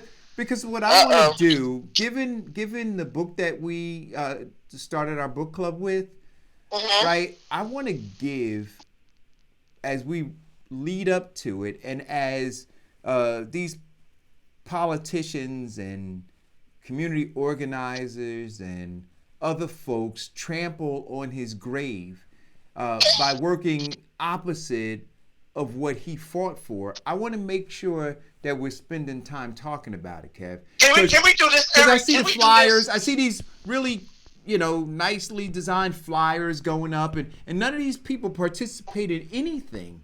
In fact, you know what? If he were alive, they would be Negro whispering against him. If he were alive, they'd be shanking him in the back. If he were alive, they'd be slave catching against him. And so I want to make sure that we're calling these people out. Because I want to know the body of work that they're doing that is in alignment with what he was fighting for before he died. So can we do this, Eric? I don't know what your time is. And I know you always do your show on Sunday. And this whole goddamn I have a dream thing, it was so far removed from that. And can I ask a favor of you? Of course. If we could pull it off, can we have our own Martin Luther King celebration show on your show on Sunday? Absolutely. Can we take over your show? Absolutely. Please afford us some of your time and ask Darren and ask a bunch of us, because I really have a problem with this. I am so sick and tired of these people talking about celebrating. We should be celebrating that they get kicked off. I mean, look, I've seen some flyers that have made me so sick to my stomach. Yeah. We should be offended by all of them. All of it. All of it. Call or go. Well, I'm sorry, guys. There's a little delay for me, so I'm just hearing you guys mention, the Martin Luther King holiday and so forth. And I just want to say, what does it say about black people? I see y'all have already gotten into it, and I probably just didn't get to that part of the broadcast yet. What does it say about us as a people? And we have damn near forgotten the holiday. That it has just become a party holiday. That those are having Martin Luther King Day bring-in jeans party and all this goofiness, but no real mission to change or do anything for our predicament in this country, world, or society. Like, what does he say about it? Like, Kevin sometimes says, you need to just, kill us all, we're all dead. And like, did we just be saying that at this point? Like, what the hell? Like, to the point, like, it's like the media plays us out to the point where they don't even discuss it anymore. Right? Here it is, it's January 15th or 14th, whatever it is, I think it's 15th, and we're just talking about it for the first time this month. Right. There's no discussion or dialogue. You know what I think they've done? They have bastardized this man. I think one day we was on the show, I said, I feel sorry for him. They have completely I feel destroyed sorry for him. my friend. I feel sorry for our hero. I'm sorry, Eric. No, they have completely destroyed him. I feel sorry. Did they do it or did we do it? Now, on this one, I'm going to take self-accountability as people. I don't think it was their job to maintain it, right? We fought for it, and then once we got it, we just sat back, smoke a blunt now. We go to parties, at the club over it, right? Check this. They're advertising the Bad Boys movie as, just in time for the Martin Luther King holiday, we got the Bad Boys movie. That's literally on their commercial, right? Like, is it us or is it them? On this, I gotta say it's us. I ain't had no white people for doing and not doing whatever they don't want to do that benefits us. So you're saying that you don't blame them for bastardizing and destroying and annihilating and manipulating and twisting the legacy of Martin Luther King Jr. for their own political gain? We're all responsible for that. What you're saying, we're all responsible. Yeah, but they're not responsible because we allowed them to. Okay, all right. So let me get this. I think that we're smart enough, or we should have been smart enough to know that. Okay. Now, I'm going to say, I want people, wherever you go, that's in the forum class members, if you go to these events, take out your cell phones, and I want you to do some Martin Luther King democracy for me. And I want you to get every slave catcher that goes up in that pulpit and talks about Martin Luther King. And I want you to download that. That's the exercise. That's what I want you to do. I want you to go to all of the events that got Martin Luther King's name on it. And anybody that gets up and starts talking about Martin Luther King, I want you to take your cell phone out, save that picture, and download it to me and Eric so we can definitely get what Eric does, slave catcher on it. Yeah. Okay? Put slave catcher on it. Call it go. I'm not laughing, but right now it's only me hearing from my phone, so I'm going to play it back over. Okay. So, call it go. Wait, we got another call. Caller? Hey, can I play singing co-producer for the Sunday show? I think that we should concentrate on the working poor because in his last days he was working on the Poor People's Campaign, and it tied what he was talking about there. It tied so much into what has come to pass with people can't afford to live. You cannot on $10,000 or whatever the median income is, afford to rent an apartment. You can't afford the insurance. You can't even afford transportation to the job. So I think your show should be focused on the poor people's campaign of his life. If you're going to have a Sunday show, please indoctrinate that into people's minds. And this is what we are, truly, because the working poor of this country is suffering mightily in an environment that's created so many unlivable conditions. Mike, but here's the thing. But this is what Kevin is talking about. But this is what Kevin is talking about. So the idea of Dr. King focusing on poor people and the Poor People's Campaign and saying that he was going to Washington to get our check. And the very fact that we have slave catchers, we have Negro whisperers, we have guard dogs to the oligarchs who are all black, elected, right, and appointed and are running these organizations within our communities. These are the barbarians within the gate that Kevin talks about. And none of the and all they're doing is managing the poverty that Dr. Martin Luther King was trying to eradicate.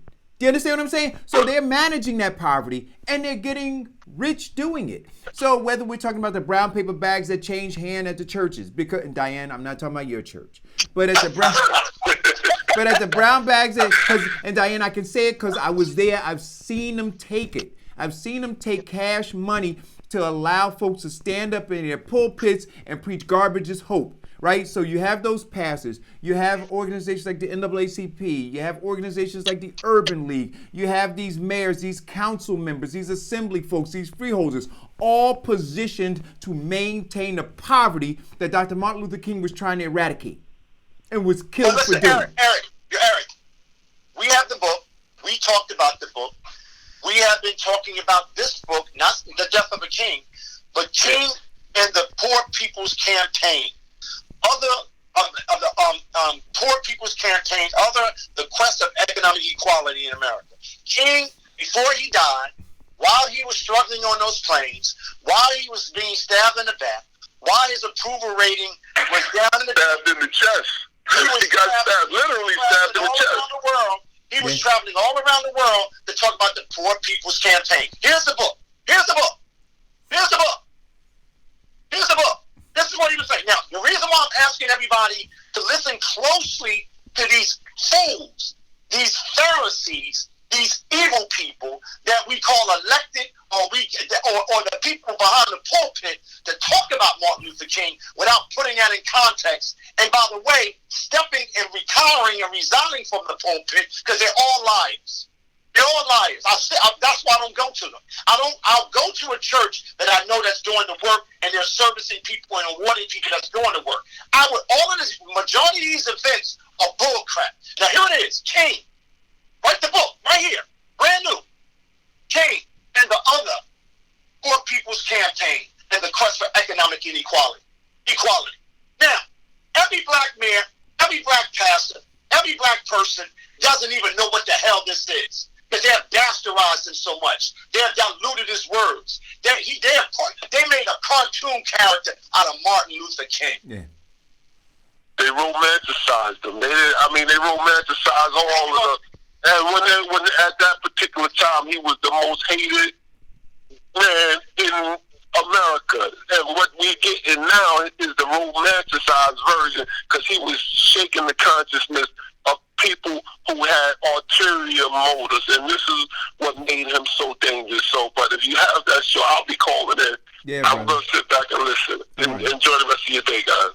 See, they don't want to, but they... Hey, Eric, can I say something, Eric? Yes, can I say something? Absolutely. If you are a mayor of a city, and your median income is $11,000, $9,000, $8,000, and you make 3 more times, 4 more times, you should be kicked out of office. Am I right or wrong? You're right. You're right. Am I right or wrong? You're right. So here's the issue, guys. We're gonna pay a lot of attention to it, and you guys will see once again, what we're talking about in terms of the management of poverty that's taking place, and I think that Mike said it correctly. This idea of emotionalizing him, romanticizing him, just to keep you guys lulled to sleep. So, hey, Eric, you know what I meant to mention when I was talking about the presidential debate? Yeah. Buttigieg talked about that in his closing statements about the Poor People's Campaign and how they were working with him. He's the devil. He's the devil. I was like, where does he get this from?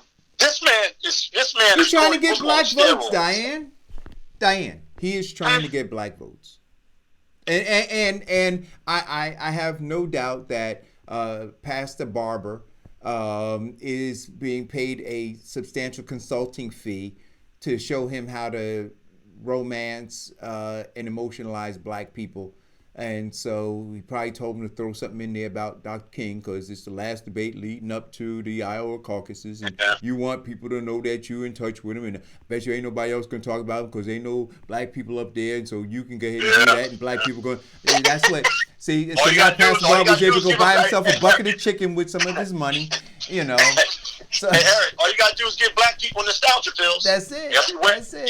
All you got to do is give black person nostalgia pills. Yeah. So you give them that nostalgia pills, they'll be wearing that kente cloth that's owned by the Dutch. They'll be talking about return home. They won't be talking about no economic power. Then you go to church and they'll talk about not a liberating Jesus Christ, but a Jesus Christ that flew from the moon. I mean, I got to tell you, we real sick. All you got to do is give us that nostalgia pill. Yeah. That's it. And we're done. They're going to be talking about Martin Luther King, and they're going to be raising their voice. I'm going to tell you, every last one of them. They hurt me every time I see it. It disturbs me every time I see it. But you know who should be really sick about it? His children should be appalled. Yeah. So listen, Diane, I saw your request to move the date up for the book club. Yeah, I'm done with the book too. It's a fast read. I've been done with it 20 years ago. I read it last night, literally in like 20 minutes. Yeah. How did it make you feel? I don't think I was any more angrier than I was before because a lot of it was not new to me. Most of it was not new. It was just. Let them know what we're talking about. We're talking about the book. What's the book? The Willie Lynch letter, The Making of a Slave. Mm-hmm. But do you understand that there are a number of things historically that have happened to us legislatively and narratively that gave you a deeper understanding of the institutional science that they were engaged. See, I look at that book as a map. Now, in your book, when was the book actually written, or the book actually written? In mine, I guess mine is a reprint, so it didn't give me the original print date of the actual book. It's in the 1930s. Okay. Yeah, because mine is like 20. See, I don't think everybody knows, Eric, I think people don't really pay attention to the fact that these are all constructs in all language that build an institutional science to wipe you out. So that was a narrative that gave a footprint of what you should do to your slave. Right, but Kevin, but this is up to 2012. Right, it's not thousands of years. But this is what, and we're gonna do this because I have the audio book for this one as well. Mm-hmm. And I think that one of the things that I'd like to consider, because this is such a short read, it's not like the last books that we read where trying to play large chunks of audio would have been appropriate. But for this one, because it is such a short read, what I'm gonna ask you guys, right, is let's consider, even if we're going to wait until the 5th of March to have the conversation, let's roll out maybe as a segment of each show leading up to March 5th. You know what I mean? Have an audio segment play. I like that. You know what I mean? And have a brief discussion about it. And in that way, by the time we get to the 5th, I think people are going to be amped up, man. Because here is the issue. And I'm back to this again. Back to the conversation that we were having earlier when Farrakhan called in. The cancer, when we said, well, we can go all the way back to the Constitution. Well, how far do you want to go back to look at where the disease originated, right? And so all of this is still going on. And if people are not having a conversation about blowing it all up, and if we're listening to a guy like Mitch McConnell who simply says, oh, you don't need to be repaired. You had your black president. You're done. And if we're not paying attention to how systematically and scientifically all of this has occurred, right? So when you look at where we are, when you look at the condition that we're in, and we say we're sick, but you realize that there was a lot of effort and a lot of forethought put into how sick they were going to make us. And he says what in the letter? He says, and if you follow this prescription, you'll have them sick for more than 300 years. Well, it's the same thing that Lyndon B. Johnson said. We'll be having these Negroes eat out of our hands forever. Basically, I'm paraphrasing, but that's what they all think. I mean, listen, nobody, I think it's so interesting, and I know we're closing up. People say we have to have a discussion about race. I said, no, we do not. I said, I don't believe so. Because it's not, it's nothing. It's made up. So the people that made it up, the people that constructed it, the people that built the science, the people that built the equation, they got to go back and deal with it. We understand the impact of the struggle, but I don't have to have a discussion with you about, my blackness, because you need to understand what your whiteness is before you talk to me. And every time I talk to you about it, you don't need to get all upset because you benefited from it. So stop being all emotional. Oh, we can work together. And you cannot, because you don't want to identify the fact that whiteness is manufactured, race is manufactured, racism is a tool that you use. I don't need to talk to you about that. You need to talk to yourself. You need to say you got the full benefit of your whiteness. And everybody that has joined your clan has benefited from it. But there's only one group that hasn't benefited from it. The black man. The black woman.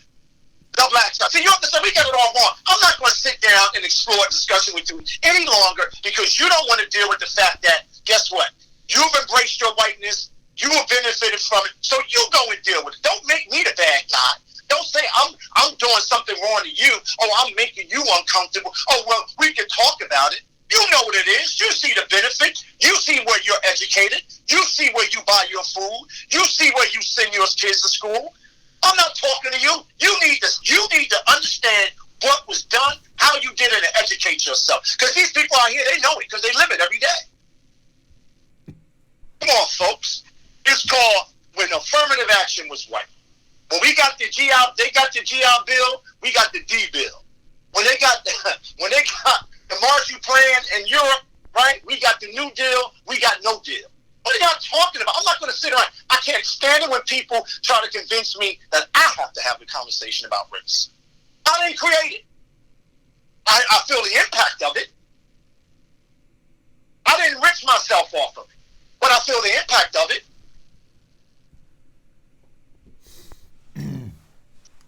So, as the Muslims say, Salam alaikum. May God be unto you. God bless you. Peace be unto you, I should say. I'm serious. Just think about this. Just think about that, guys. We're always defending our pain. We're always defending and rationalizing our horror. I didn't create it. I didn't do this. You know what was done? Fix it. I got to debate you about it? Really? No, I'm not doing that anymore. Don't invite me to those meetings. Well, we have to have a discussion about race. All right, maybe we can work together and figure it out. Or we can give up your whiteness. Nah. Let black people become a part of your whiteness. Yeah, okay. Yeah. You see how silent you are? You see how silent you are? That's what you'll get. Put guilt on me. Don't put guilt on me. And them Negro whisperers, they good too, boy. So I think I think we've covered most of what we wanted to talk about today. But we got to get ready for Sunday, man. This is going to be good, man. I hope the queen of the show could be there. Hey, Diane. Oh, yeah. Diane, church? Yes. Yeah. I know Diane church runs until 10 o'clock at night. So, Shut up. No, we don't. We get out. I want to tease Diane. 1:30, somewhere around there. I don't know. We get out. We get out late. I come late. We get out late. I think he does it on purpose because I come late. Or I come in on time. Maybe we get out on time. And Diane, you're gonna be proud of your brother. You going back again? I'm going back again, and I've been very focused on the scriptures this You going month. back where, Kevin? He going back to Eric, church. I'm not talking to you, Eric. I'm talking to Diane. He going back to church. You should join us, Eric. You know it's good for the soul. When? No, Sunday? Diane, you going Sunday? I mean, he's going Yeah, Sunday? I'm going Sunday. I go every Sunday. No, I'm so saying- I ain't go last Sunday because I had to pick up my daughter from the airport. No, I'm saying But yeah, Kevin going Sunday. Hey, Eric, I'm going Sunday. What you scared of, Eric? The building won't burn down. You might. No, it's not that. Eric is not scared of the I'm church. not 'cause scared of Eric the is church. Learn something. Eric is a vessel of the Lord. He's not scared of I'm the not church. scared of the church. Mm-hmm. You scared? But guess what? Me and Eric are scared of things that go past 2 hours. Yeah. Listen, look, I don't mind going to. I don't want to. Well, you could always get up and slide out. Oh no, I don't believe in that. Oh no. Now, what I will tell you though is this: I don't I'll go to church. I don't like churches that are full of pomp and circumstance. I don't like churches where you got more singing than you have teaching. Well, that's a part of the liturgical experience. That That's you right. can't take worship out of the church. No. I like up with your voice. Hey, Diane, I like this when they start I singing. don't want the dancing. I don't want You get scared, Eric? No. Does it make you nervous? That's that blackness in them. Look, you know how you want to control every damn thing. No, I just want to sit. No, I want. Look, you come to our church, you're gonna get Junior singing and dancing in the aisle. You may get Minister Cook shouting. I like that. You may get our minister running down the aisle. You gonna get what you get. No. I've been to those churches where they leave the pulpit, they run all the way down to the end. Yeah. Oh, you just being terrible. Hey, Diane, I want to see them running up and down the aisle. I want to see that. That's all right. You mess around, the spirit catch him. Woo! No, you know what? Can I tell you? Diane, I'm not gonna lie. The spirit has caught me on the. No, look, I'm a crybaby in church, though. You have to pull yourself together. Hey, Diane, I gotta get myself together. Hey, Diane, I gotta tell you, one time I've been to a Pentecostal church, maybe 2 or 3 times in my life.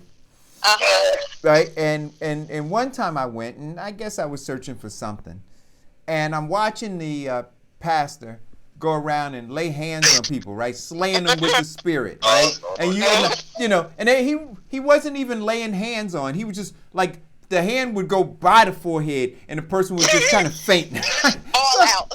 Yeah, fall out, right? So I'm sitting there. Wait a minute. So I go and I'm searching for something. So I want to be slain by the spirit. So I kind of push. You're gonna get killed, Diane. So I pushed myself up to the front of the line.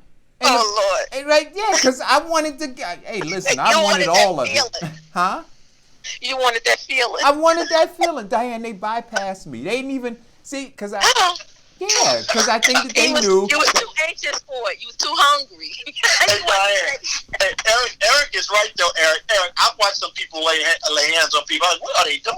Yeah. But let me just say this to you. You know how hard I can be about stuff, right? Right. And you have to understand, you got all these people in church that basically know me, right? And when I'm in church and I'm crying, I know they're saying, well, damn, we wish we could get him to do this more often. I know they're saying, my God, if we could get him to do this more often. I gotta laugh about that. That's true. Funny. I always say to myself, I can't wait to the day that I'll be that one running up and down the church and jumping up and down. I really can't. I haven't felt it yet. It ain't been felt it yet, but I gotta tell you something. I love the fact that first of all, I grew up listening to gospel music because my grandmother was the most devout Christian that I've ever met in my life. Right. And she loved gospel music, and I live with a woman that loves gospel music. So I know all the gospel. I can sing all the old songs. I can sing all the new. Give me a little Mahalia Jackson. I'm not giving you none of my private life. I'm just having a conversation with you. You're always trying to get me to do something. But anyway, I do. Hey, Diane, I really do. I love it. I really do. And I love sitting there because I try to use my experience in church as a part of my meditation now. And I'm going this Sunday. Good for you. You're going this Sunday. And I'm proud of you. Thank you, Diane, for helping me with that. I appreciate it. I'm proud of you. You see, Eric, that's how it hurt. That's how it works. Other people see stuff in you and they say, you know what, I want some of that. I want God. Is that I how want it to see works? God's face all the time. That's how it works. You see, yeah, I'm telling you, that's how it works. You can't have a real Christian out there talking about, I'm a Christian, and they acting all crazy. People don't want to be a part of something that's crazy. They want to see the good and stuff. And when they see good stuff, they say, yeah, I want some of that. And, morality is very important. As I've gotten older, morality is something that I actually understand. We used to say the word when we were younger, but I definitely understand it. Having a sense of morality, having a sense of caring, having a sense of purpose, actually demonstrating what humanity is through every time you breathe and being present. Yeah. You know what I mean? It's not like acting. Like, Eric, if you went there and you just sat there through the whole thing and didn't do anything, I would respect that more. As opposed to somebody going into the church just lying, just engaging in maximum sophisticated confusion. They get up talking about, hey, man, sit down. You're the devil. No, I agree. I know some people that go to church and I watch them. That's the devil. They ain't even looking for redemption. And I got the right to take your temperature because I know who you are. You the devil. That's right. That's right. The devil even got followers, Eric. I told you that now. Yes, he does. That's right. Well, listen, guys. That's right. I want to thank you all you're a mess. Thank you all for guys, man. tuning in. All right. I'll see Are we going to get prepared for Sunday, man? We're going to get prepared for Sunday. Oh, we gonna be together. Are you gonna make? No, we're gonna do it on. We could do it on. We could Skype in. Yeah. Oh God, Kevin. However you want to do it. But however you want to do it, Diane. I'm open to anything. I'm just asking. Whatever. Don't matter. I love you, Diane. Have a Willie good day, Lynch guys. letter and the making of a slave. Hit And no this- more Cardi B conversation on the show. She is off the aisle. Okay, Oh. Have a Talk good to day, you guys. later. Have a Bye. great